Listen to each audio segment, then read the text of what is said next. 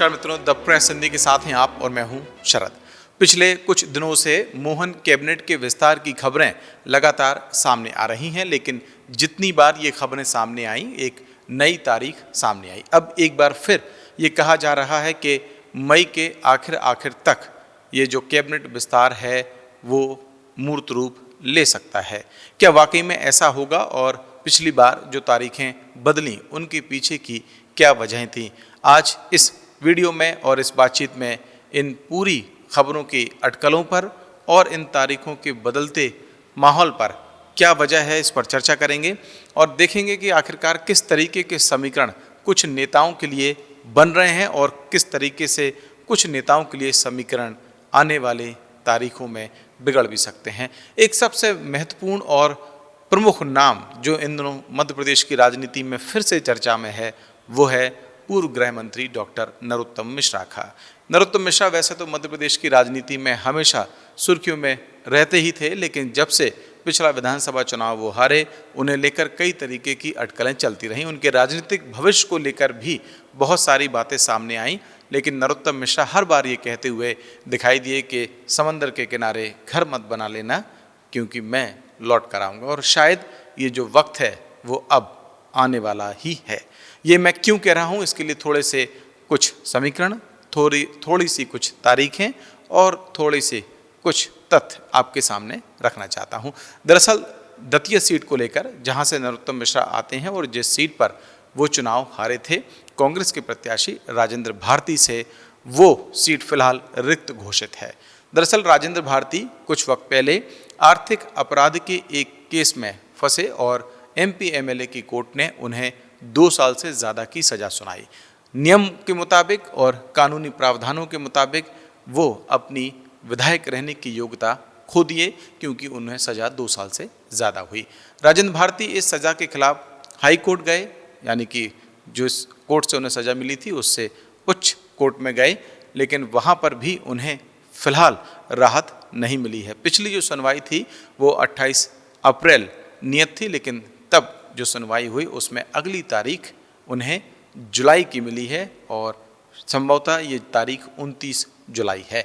29 जुलाई को जब ये सुनवाई होगी तब ये तय होगा कि जो दोष सिद्धि राजेंद्र भारती पर हुई है वो बरकरार रहेगी या फिर उन्हें राहत मिलेगी।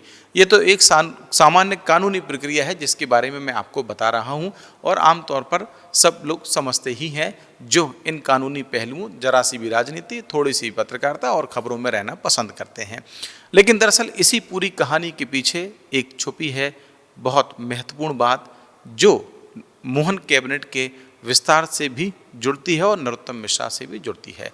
दरअसल बात यह है कि जैसे ही राजेंद्र भारती को एमपी एमएलए कोर्ट से 2 साल से ज़्यादा की सज़ा हुई, उनकी विधायकी गई, वैसे ही मध्य प्रदेश विधानसभा ने एक नोटिफिकेशन जारी करते हुए ये तय कर दिया कि जो दतिया विधानसभा की सीट है उसे रिक्त घोषित किया जाता है।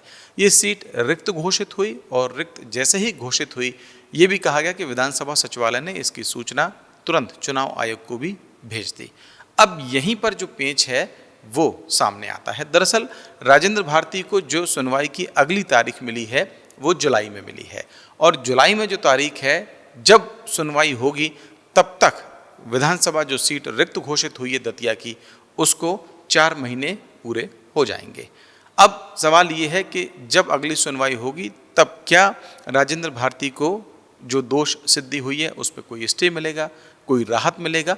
आमतौर पर जो कानून के विशेषज्ञ हैं वो ये मान रहे हैं कि हाईकोर्ट बिना तथ्यों की सुनवाई के कोई फैसला शायद ही दे, लिहाजा ये बहुत मुश्किल है कि राजेंद्र भारती को तुरंत राहत मिल जाए। और अगर राजेंद्र भारती को राहत नहीं मिलती है तो फिर अगले 2 महीने बहुत महत्वपूर्ण होंगे और उससे पहले ही, क्योंकि चुनाव आयोग को ये नोटिफिकेशन विधानसभा सचिवालय की ओर से भेजा जा चुका है कि जो दतिया विधानसभा की सीट है वो रिक्त है। ऐसे में जब चुनाव आयोग उपचुनाव की तैयारियां करेगा या फिर जिन जगहों पर उपचुनाव होने हैं उनका कोई नोटिफिकेशन जारी करेगा तो संभव है कि दतिया सीट भी उसमें शामिल हो जाए और कानूनी प्रक्रिया जो चल रही है उससे पहले ही दतिया पर जो बाई इलेक्शन है वो हो जाए। और बाई इलेक्शन जब होंगे तो निश्चित तौर पर वहाँ पर जो दावेदारी है बीजेपी की ओर से वो नरोत्तम मिश्रा की ज़्यादा प्रबल है, क्योंकि उसी सीट से वो आते हैं और उनका वो एक तरीके का राजनीतिक गढ़ भी है।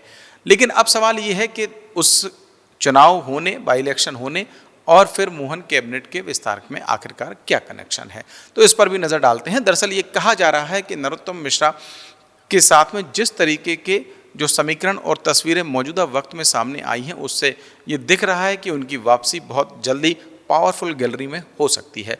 कुछ दिनों पहले आपको याद होगा कि बीजेपी के जो प्रदेश अध्यक्ष हैं हेमंत खंडेलवाल, वो नरोत्तम मिश्रा के घर पहुंचे थे और वहां पर जाकर नरोत्तम मिश्रा से मुलाकात भी की थी। इसके बाद ही ये अटकलें लगाई जा रही थी कि आखिरकार वो कौन सा महत्वपूर्ण मुद्दा है जिसको लेकर नरोत्तम मिश्रा और बीजेपी के जो प्रदेश अध्यक्ष हैं हेमंत खंडेलवाल, उनके बीच में बातचीत हुई है। अब कहा यह जा रहा है कि हो सकता है कि बाई इलेक्शन से पहले ही जो नरोत्तम मिश्रा हैं उनकी कैबिनेट में एंट्री हो सकती है, क्योंकि नरोत्तम मिश्रा अकेले नहीं है, इससे पहले भी कई और ऐसे उदाहरण पेश हुए हैं जिसमें चुनाव से पहले ही नेताओं को मंत्री बनाया गया। ये और बात है कि चुनाव के बाद जब चुनाव हुआ उसके बाद में वो चुनाव जीते या हारे, लेकिन ये प्रावधान कानूनी तौर पर रहता है कि किसी भी नेता को या किसी भी व्यक्ति को जो मंत्री पद है वो दिया जा सकता है, लेकिन उसकी अधिकतम सीमा 6 महीने की होती है और 6 महीने के भीतर जो चुनाव है लड़कर उसे विधानसभा में पहुंचना होता है। ऐसे में अब सवाल ये है कि क्या उससे पहले ही नरोत्तम मिश्रा की मोहन कैबिनेट में एंट्री होने जा रही है, इसको लेकर भी बहुत तेज़ी से जो राजनीतिक गलियारे हैं उनमें अटकलें चल रही हैं। और द प्रेस हिंदी के पास भी इस तरीके के कुछ प्रमाण या कह सकते हैं कि पुख्ता जानकारियां हैं जिसमें ये लग रहा है कि शायद चुनाव से पहले ही उनकी एंट्री इसमें हो सकती है। और यही वजह है कि जो कैबिनेट विस्तार है जो अब से करीब 1.5-2 महीने पहले ही प्रस्तावित था होना, उसकी तारीख बढ़ाई जा रही है ताकि वो जो समय है बाई इलेक्शन का उसको भी कहीं ना कहीं कवर किया जा सके। हालांकि इन खबरों की कोई आधिकारिक पुष्टि नहीं है, लेकिन सियासत में बहुत कुछ जो इशारे हैं और जो मुलाकातें हैं वो साफ कर देती हैं। इस वजह से ये कहा जा रहा है कि हो सकता है कि नरोत्तम मिश्रा मोहन कैबिनेट में फिर पावरफुल स्थिति में दिखाई दे सकते हैं। वहीं कैबिनेट विस्तार को लेकर कुछ बातें ऐसी भी हैं कि संगठन जितने भी मंत्री हैं उनके कामकाज की जो समीक्षा है वो करने वाला है और उस समीक्षा में ही ये तय होगा कि कैबिनेट के अंदर कौन रहेगा और कैबिनेट में बाहर से किसे शामिल किया जा सकता है। तो आने वाले जो कुछ दिन हैं वो बहुत महत्वपूर्ण हैं और उनमें ये साफ हो जाएगा कि मोहन कैबिनेट में जब विस्तार या बदलाव होगा तो उसमें कौन से चेहरे बाहर होंगे और कौन से चेहरे अंदर होंगे। एक प्रमुख चेहरा नरोत्तम मिश्रा भी है जिस पर सबकी निगाहें टिकी हैं। अगर इस विषय पर या इस स्टोरी पर आपकी भी कोई राय है तो कमेंट सेक्शन में आके हमें बता सकते हैं। और अभी तक अगर आपने द प्रेस हिंदी को लाइक और सब्सक्राइब नहीं किया है तो अभी करें और मुझे दें इजाज़त। नमस्कार।